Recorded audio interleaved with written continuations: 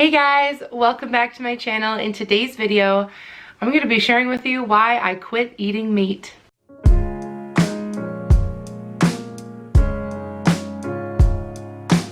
Alright, first off, if you're new here, my name is Claire. My channel is all about mom stuff, lady stuff, and life stuff. So definitely hit that subscribe button down below. Today, it's a video I actually have been asked about, so I decided I'm gonna do it. I stopped eating meat in June, so it's been over 6 months now that I've not been eating any meat, and I thought this would be an appropriate time to maybe make this video because I know a lot of people's New Year's resolutions are to eat less meat or become a vegetarian, veganuary, where you go vegan for the month of January. There's lots of these things that sort of happen this time of year. So I thought this would be a good time to share my story. The first thing I want to say is this is not a video where I'm trying to make you feel bad about your decisions. When I started watching like vegan YouTubers and vegetarian YouTubers, there's a lot of people out there that will make you feel totally terrible, and that's not the point here. This is just what I'm doing. This is feeling really good to me. I just want to share like all of the great benefits and things that I have found that are really working for me with this. And you can make your own decisions. And of course, I'm not a doctor. I'm not a scientist. I am just a human that doesn't eat meat sharing my experience. So please go into this with that in mind.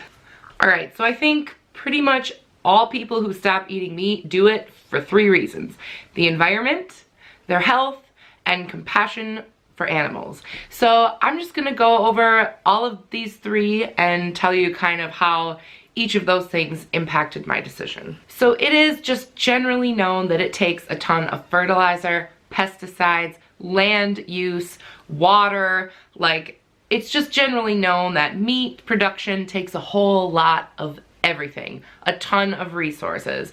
Like I can't remember, I read some statistic about like if we would just eat the food that we're feeding the meat, like we could use way less land, way less water, all this stuff. So I always kind of grew up knowing that meat takes a lot of resources, but I never really understood the implications of that until recently. And of course, I think we're living right now in a period where it is a lot more open, and I think it is a lot more dire right now.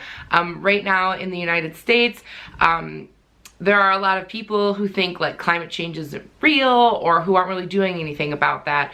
And I always kind of thought like it was a problem, but not really my problem. But I recently just decided, you know, in a time where I can't really control that much other than voting, something I can control is how much meat I eat. So that was a really big factor in why I stopped eating meat, because it was something that I personally could control.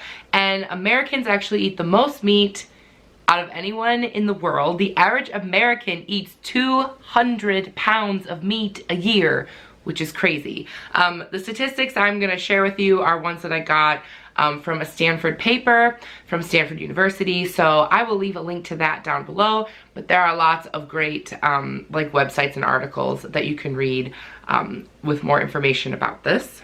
Was that if Americans ate just 25% less meat, so I'm not talking about going vegan or never eating meat again, or like, you know, living by a bubbling brook and only eating fruit that falls off trees. I mean, if you just a quarter of the time ate beans instead of meat, you would reduce food production related emissions by 40% in the United States. That is gigantic. And you would also decrease water consumption for meat-related purposes by 10%. That's just if you cut out a quarter of the meat that you eat. So I was never a big meat eater anyway, and hearing these kind of statistics, I thought, well, I could just cut all of it out, and then that would really be doing not only my part, but like the part of like 3 other people too. So that really made this choice easy for me as well. Scientists estimate that by the year 2050, there's going to be 10 billion people on the planet.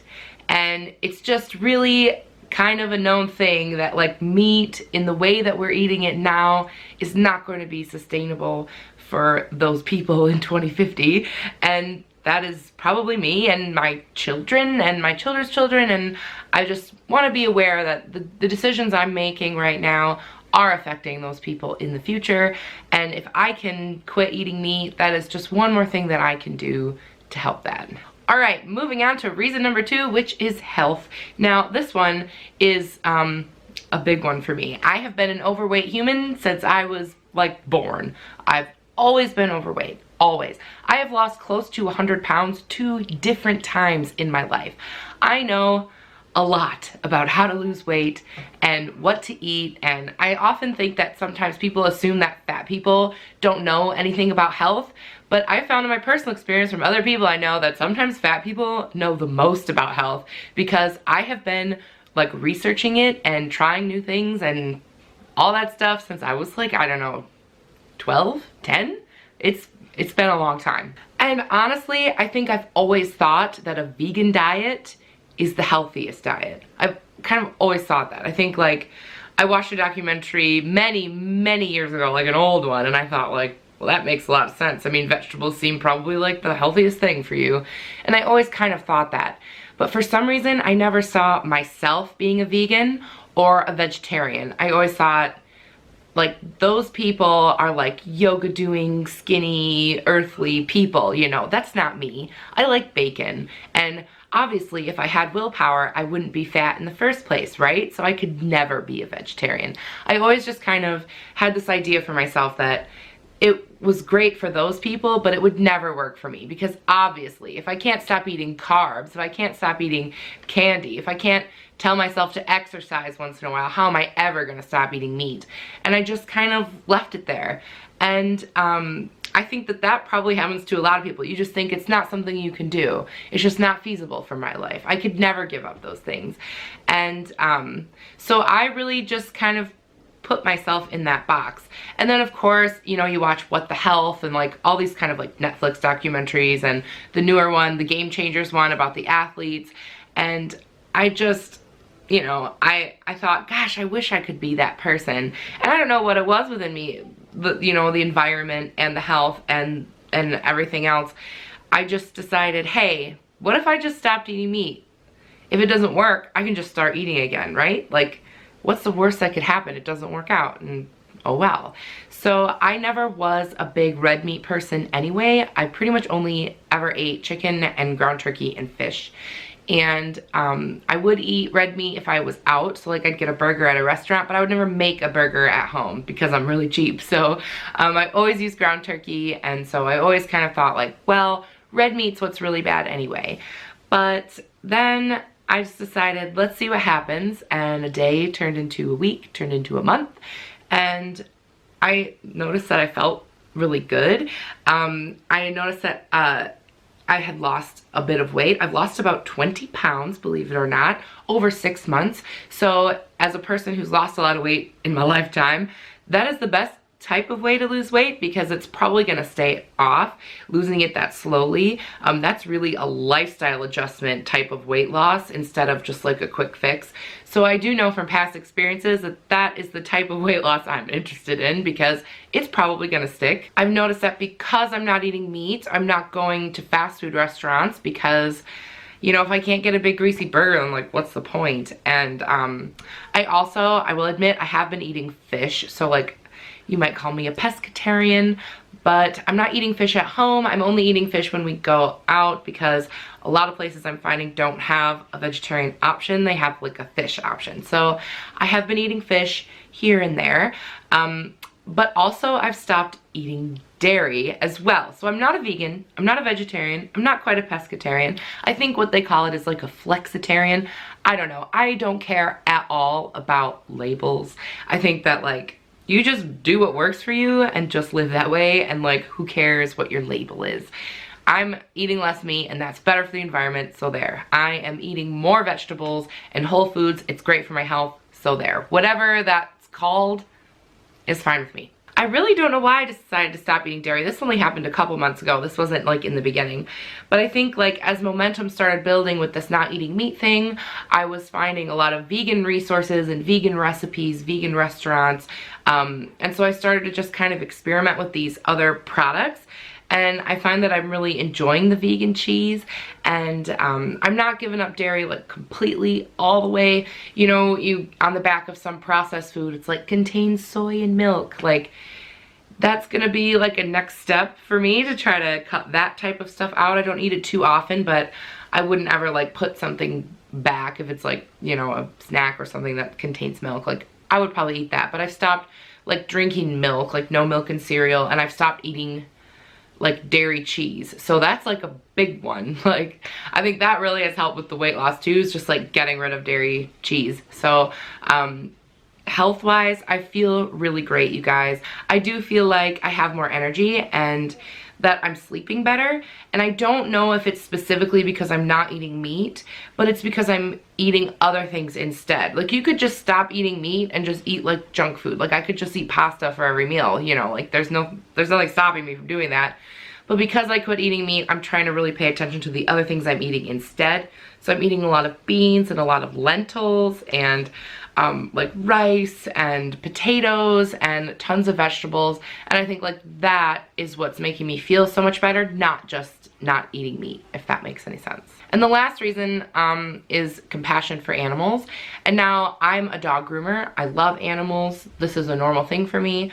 But I never really thought that much about my meat consumption. Like, I personally, I could never like raise a pig and then kill it and eat it. Like, I could never do that, and I think most Americans are about the same. Like, obviously there's people that don't care, like that's a thing. But I think a lot of people, if they had to produce their own meat, they wouldn't. You know what I mean? And I just think that after I stopped eating meat, that's when the animal compassion started playing a role. Because after I stepped back and I stopped, you know, eating meat, then I really started like thinking and paying more attention to like that chain of where it came from. And I started looking at it when someone would be eating meat, I started looking at it as an animal instead of just a piece of meat. You know, when on Christmas Day my husband made bacon, and you know, I'm not gonna tell him like he can't have bacon, but in like a year ago, I would have just slayed a ton of bacon, no problem. That would have not looked like a pig to me. But because I'm just paying so much extra attention to what I'm eating and what I'm learning and what I'm reading, I'm looking at that bacon and I'm seeing an animal, and it's like totally turning me off. And that's starting to slowly happen with like fish too.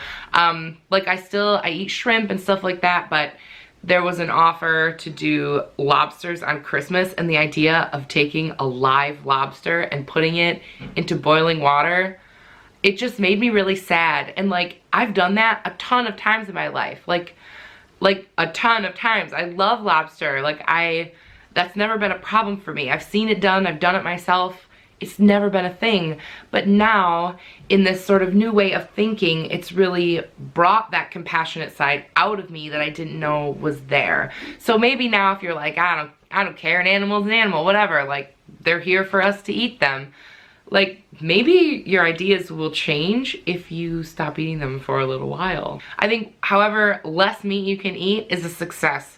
So this is just the way I've done it, and this is my story, and I hope you guys have found this interesting. I know I've had like a couple people ask me about this, so this is kind of how it came to be. And you know, one day at a time, and it's turned into 6 months really, really fast, and I have just zero plans of going back to it. It doesn't even sound good to me anymore. I don't ever really get like a meat craving. Like, it doesn't really happen.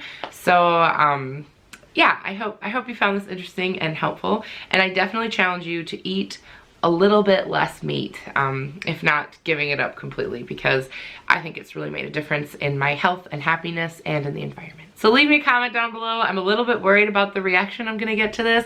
I don't want like some wild angry carnivores to come for me, because people have real serious like thoughts and feelings about this, and I'm not trying to rock the boat.